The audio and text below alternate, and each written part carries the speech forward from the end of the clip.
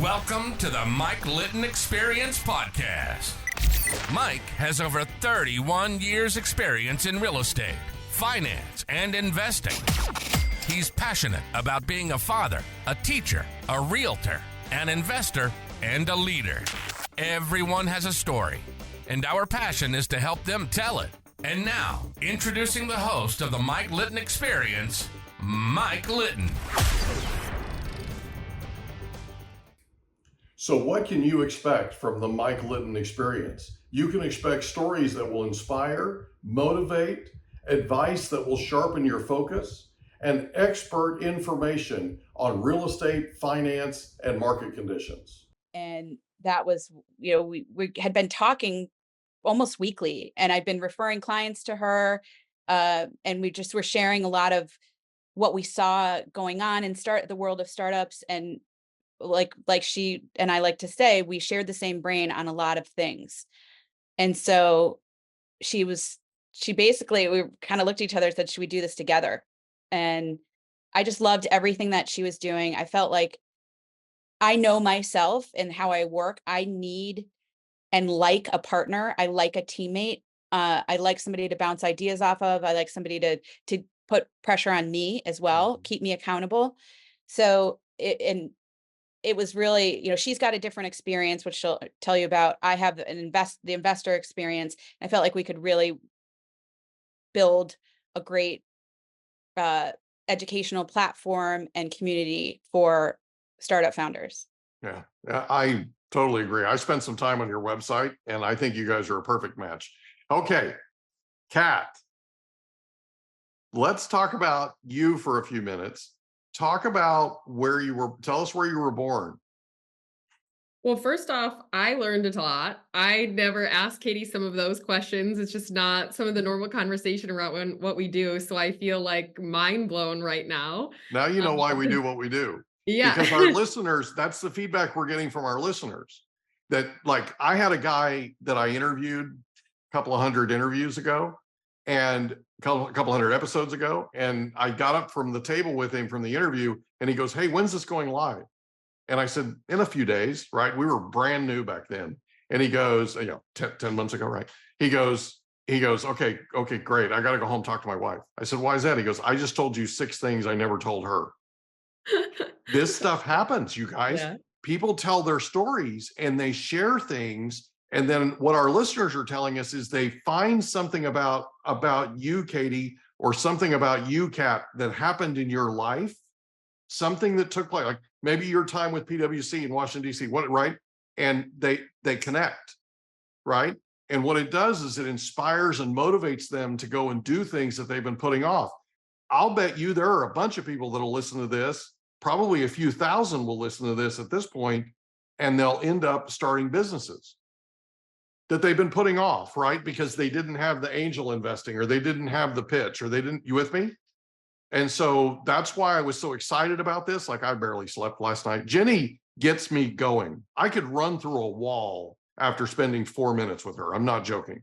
I mean, she gets me all riled up, right? So last night I'm tossing and turning and I'm super excited, right? So you're getting the sleep deprived for me. I apologize. But right? Sorry. So tell us where you were born. Born and raised in Chicago. I get told that that's where you can tell that my accent is from now that I live in Dallas. Dallas. I love Dallas. I do too. Awesome. So born and raised there, grew up in the same house, in the same subdivision as my grandparents and my uncle, a very, very, very European family. They're in your business 24/7. I joke, but not joke, that my growing up, even to this day, is like the movie My Big Fat Greek Wedding. People think that's a joke, and 100% of that is all accurate.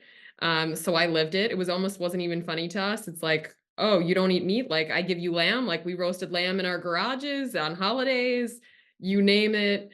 So I had a very loving, close family, but my parents were first generation. So both sides of my grandparents came over to this country with nothing, not a single dollar, not even speaking English, and figured their way through things and built a great life for their kids and their grandkids. And a lot of that inspires me and has supported me in many ways. So I'm very humble about that. And I then ended up going to play tennis in Grand Rapids, Michigan. It was only a few hour drive, so it wasn't too far. It was just far enough away. But I thought I wanted to go into medicine there and ended up starting a company out of my college dorm room and switched my major to entrepreneurship, knowing nothing, having no connections. And I early on, so my mom had a bridal store of 26 years. She lost that store to a fire. And that's where I had everything to start my business. So having zero connection, zero inventory, nothing, I found that pitching for grants and funding was my only means of survival. So it wasn't that I was good at it. It was the only option I had to keep the business going. So I won a ton of grants to help fund the company. My claim to fame is 22 of 23, and that allowed me to go full time. So I moved back home after college, thought I wanted to stay in Grand Rapids, but if I wanted to run that company, I couldn't afford it. So I was in my parents' basement managing inventory, semi-trucks of inventory coming through the subdivision, neighbors thinking I'm crazy.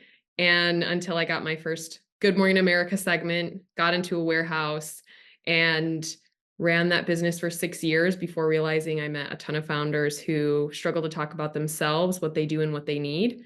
So that's when I sold that company and officially founded Power to Pitch. Wow. Okay. Is it okay if I ask you a few questions? Because I sort of Bring have it to go. on. I sort of have to go back, right? Sure, I think my yeah. hair just got I don't know slicked how back from the detailed you ride I want to just go. took. Wow. So, okay, I have like 4 million questions, but we don't have time for 4 million questions. So let's go back and I'll just ask a few. What was your favorite thing about growing up and where you grew up in Chicago? That I could walk to my grandparents' house and have a fresh meal and my cousins to play with. And you had to work in the basement of your parents' house because they were cooking lamb in the garage, right? So You joke.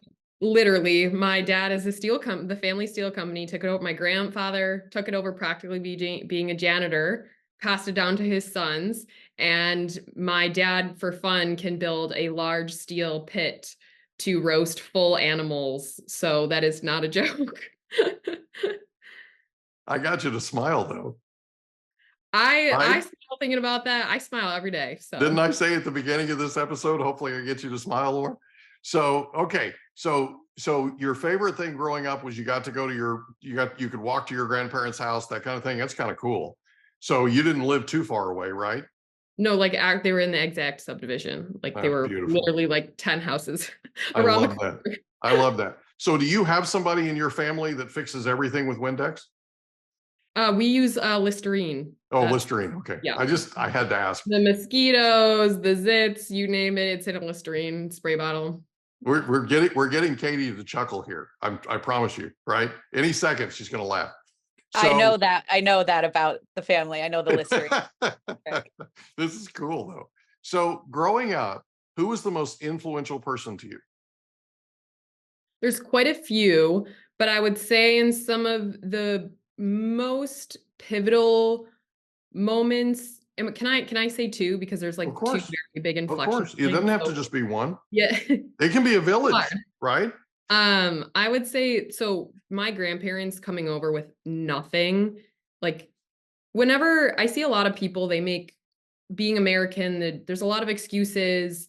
There's a lot of sensitivity around things that they're doing. And my grandparents dealt with so many of the craziest things, not even knowing the language, and figured it out and worked their butts off and saved their money. Like my great grandmother lived well, like just to like you'd think that she was living paycheck to paycheck within these means, but she was saving money all this time.